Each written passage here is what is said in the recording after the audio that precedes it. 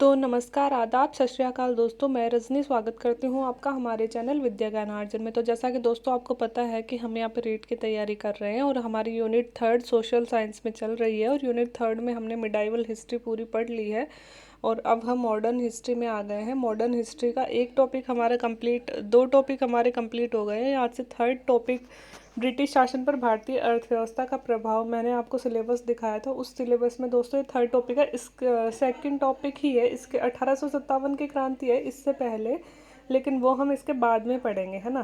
पहले तो हमने पढ़ा कि ब्रिटिश राज्य मतलब ब्रिटिश लोगों की भारतीय राज्यों के प्रति क्या नीति रही है ना। फर्स्ट टॉपिक तो हमने वो लिया है। सेकंड टॉपिक 1857 की क्रांति दिया और थर्ड टॉपिक दिया ब्रिटिश शासन का भारतीय अर्थव्यवस्था पर प्रभाव। तो 1857 की क्रांति बाद में देखेंगे, पहले ये वाला कंप्लीट कर लेते हैं, उसके बाद में 1857 की क्रांति हम लोग शुरू करेंगे।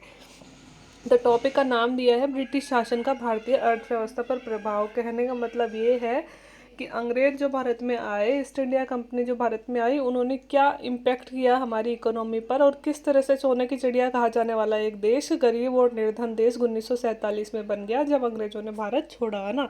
तो पूरी यात्रा का हम यहाँ पे 2-3 पेजों में अध्ययन करेंगे। कहने को तो इसमें पूरी हिस्ट्री आ जाती है दोस्तों, लेकिन हम यहाँ पे मेन टॉपिक पढ़ेंगे किस तरह से अंग्रेजों ने भारत का शोषण किया।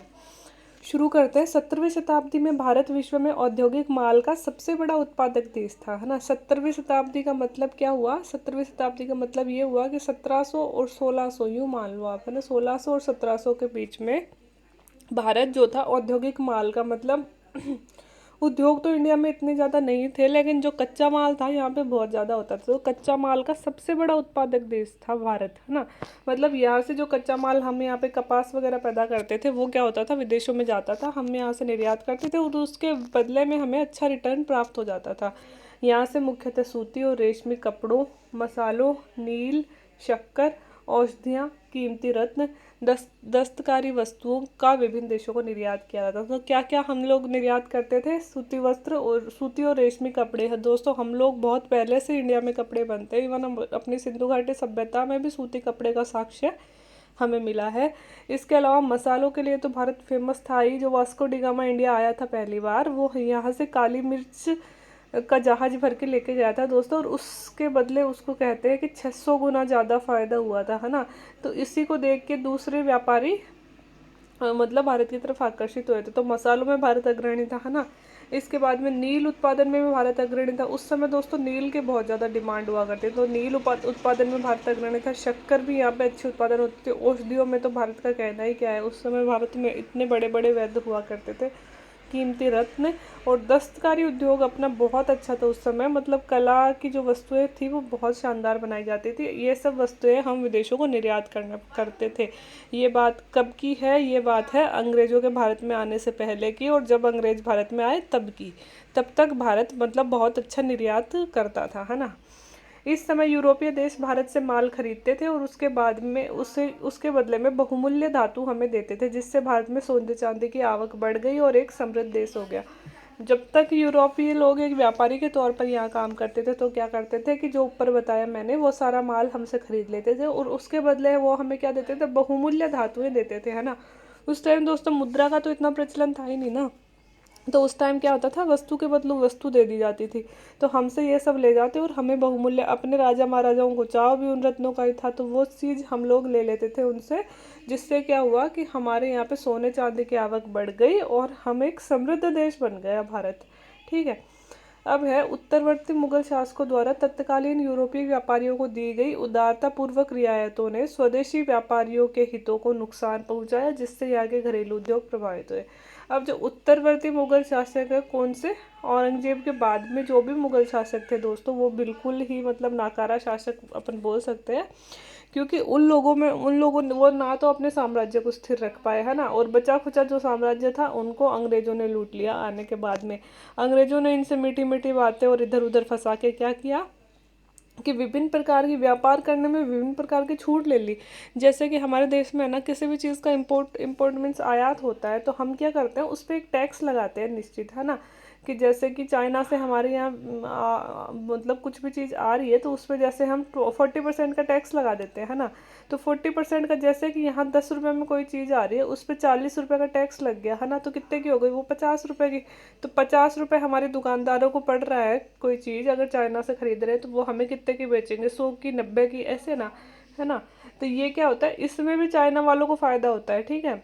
अब हम क्या करते हैं कि जैसे चाय, अब यहाँ 100 रुपये की कोई चीज़ बिक रही है, वही इंडिया में है ना बन रही है, लेकिन इंडिया में उसकी कॉस्ट महंगी है, बनाई वगैरह सब महंगी है, वही चीज़ 150 रुपये की इंडिया में बन रही है ना। तो 150 रुपये में हमें मिल रही है, तो क्या हो गया, हम 100 रुपये वाली चीज़ ही खरीदेंगे, हमें क्या मतलब वो चाइना में बने चाहे इंडिया में बने, हम तो सस्ती चीज़ देखेंगे ना, हमारे पास तो इतने पैसे नहीं है ना। तो फिर गवर्नमेंट क्या करती है कई बार कि जब बहुत ज़्यादा आयात किसी देश से होने लगता है, तो फिर उस पर इम्पोर्ट टैक्स बढ़ा देती है ना। जैसे कि पहले 40 रुपये का टैक्स लग रहा था किसी चीज़ पे चाइना से आने वाली पे, अब 70% का टैक्स लगा दिया है ना। तो ये 70% का लगा दिया, तो फिर दुकानदार इसे जैसे मान लो 160 में बेचने लग गए, और इंडिया वाले कितने में मिल रही है, 150 में। तो क्या हो गया, अपने देश की चीज़ें बिक गई है ना। ऐसे होता है विदेशी आयात को मतलब रोकने के लिए हम लोग क्या क्या करते हैं, है ना। तो यही पहले होता था कि भाई उन पे एक टैक्स लगता था, है ना, कई तरह के टैक्स उन पे लगते थे, लेकिन इन मुगलवर्ती शासकों ने, क्योंकि ये इनको अंग्रेज इनको पैसे दे देते थे, अब इनको मतलब नहीं है व्यापार की जो भी हालत है, सामान्य लोगों की जो भी हालत है, इन्होंने इनको उदारता पूर्वक कई छूट दे दी थी, है ना। जिससे क्या हुआ कि हमारे सभी व्यापारियों को नुकसान पहुंचाया, यहाँ के घरेलू उद्योग प्रभावित हुए। मतलब कि मान लो कि अपने यहाँ पे सूती वस्त्र 100 रुपये में बन रहा है ना, और ये यहाँ से बना के ला रहे हैं 70 रुपये में, है ना, टैक्स इनको देना नहीं पड़ रहा, तो ये 70 रुपये में ही उसे बेच देंगे, है ना। तो अपने 100 रुपये में बिक रहा है, 70 रुपये में ये बेच रहे, तो क्या हो गया, इनको तो हमारे तो जो चीज़ सस्ती पड़ी वही बिकेगी ना। तो यही हुआ कि इन लोगों को, अब ब्रिटिश लोगों को, व्यापारियों को अब ज़्यादा मतलब फ़ायदा होने लग गया, क्योंकि हमारे उत्तरवर्ती मुगल शासकों ने इनको बहुत सारी छूट दी थी। जैसे कि हमने पढ़ा था कि वो सिराजुद्दौला के काल में दस्तक नामक एक पत्र दिया जाता था व्यापारियों को। उसमें क्या होता था कि भाई दस्तक पत्र जिसके पास होगा ना, उसको बंगाल में किए जाने वाले किसी भी व्यापार मतलब किसी भी क्षेत्र में कोई टैक्स नहीं देना पड़ेगा। तो अब क्या होता था, वो दस्तक वो खुद तो यूज करते ही थे, है ना, साथ ही पैसे ले लेके हिंदुस्तानी व्यापारियों को भी दे देते थे वही दस्तक। तो क्या होता था कि अब खुद तो जैसे यूज़ कर ही रहे, अब हिंदुस्तानी व्यापारी अपना कोई माल इधर से उधर लेके जा रहा है, तो उसे भी टैक्स नहीं देना पड़ता, वो भी दस्तक दिखा देगा। तो हुआ क्या कि फिर है ना, सिराजुद्दौला जैसे जो बंगाल के शासक थे, उनके पास में तो आमदनी खत्म हो गई कि भाई किसी का टैक्स नहीं मिल रहा उनको, तो है ना। और अंग्रेज क्या थे, अपनी पॉकेट भर रहे थे कि भाई एक तो खुद व्यापार से कमा रहे हैं, दूसरा अपना ही दस्तक दूसरों को देके उससे भी पैसे कमा रहे हैं, है ना। तो उनको तो दुगना फायदा हो गया। ये तो ये सब किस वजह से हुआ, ये सब इस वजह से हुआ कि हमारे शासक उस समय काम के नहीं थे, ठीक है। अब देखो, प्लासी और बक्सर के युद्धों के बाद, प्लासी, एक मिनट, प्लासी व बक्सर के युद्धों के बाद अंग्रेजों ने बंगाल, एक मिनट, अंग्रेजों ने बंगाल की समृद्धि पर पूरा अधिकार जमा लिया। परिणाम स्वरूप भारतीय अर्थव्यवस्था अधिशेष व आत्मनिर्भरता की अर्थव्यवस्था से औपनिवेशिक अर्थव्यवस्था में बदल गई। अब हमने पढ़ा कि प्लासी के युद्ध से तो क्या हुआ, बंगाल पे अधिकार हो गया, और बक्सर के युद्ध से पूरे बंगाल साम्राज्य के साथ साथ ऐसे मान लो कि पूरा भारत ही उनके कब्जे में आ गया, क्योंकि उस समय सबसे समृद्ध राज्य हमारा बंगाल था व्यापार की दृष्टि से। तो पूरा बंगाल जब उनके अधिकार में आ गया, तो यूँ सोच लेते हैं हम कि हमारे पूरे व्यापार पर लगभग उनका अधिकार हो गया।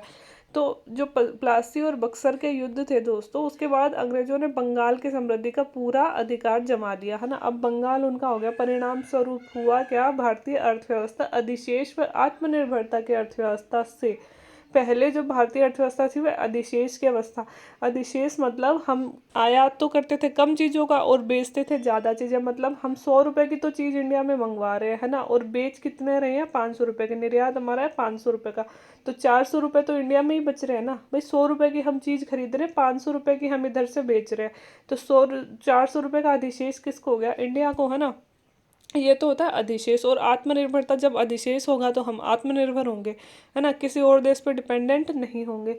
कि इस वाली अर्थव्यवस्था से अब औपनिवेशिक अर्थव्यवस्था में परिवर्तित हो गई। औपनिवेशिक अर्थव्यवस्था का मतलब है अंग्रेजों पर निर्भर। अब उपनिवेश हमें जो कहेगा हम वैसा ही करेंगे, वो ही हमारे पूरे व्यापार को संचालित करने लगे।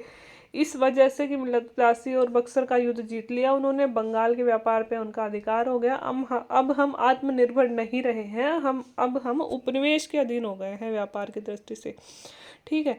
भारत पर शासन करने वाले पूर्व विजेताओं और अंग्रेजों के मध्य महत्वपूर्ण अंतर यह था कि भारत में जो शासन करने वाले अंग्रेज थे और उससे पहले जैसे मुगल आए, गुप्त आए, है ना, गुप्त तो हमारे ही थे, जैसे मुगल आए, है ना, अरब आए, इन लोगों में और अंग्रेजों में अंतर क्या था कि इनमें अंतर था कि जहां पूर्वकालिक विजेता धीरे धीरे भारतीय जीवन का अंग बन गए, वहीं अंग्रेज विजेता भारतीय अभिन्न अंग कभी नहीं बन सके और इसका भारतीय अर्थव्यवस्था पर दूरगामी प्रभाव रहा। अब देखिए दोस्तों, अंग्रेज रहे तो हैं लगभग 200 वर्ष इंडिया में, है ना, लेकिन क्या हुआ कि पहले जो भी आए, जैसे बाबर आया तो था दूर से, मतलब विदेश से, है ना, लेकिन धीरे धीरे क्या हो गया कि बाबर की पीढ़ी यहीं बस गई, है ना, अब वो अपने मतलब अपना देश भूल गए और वो इसी देश में मतलब रहने लग गए।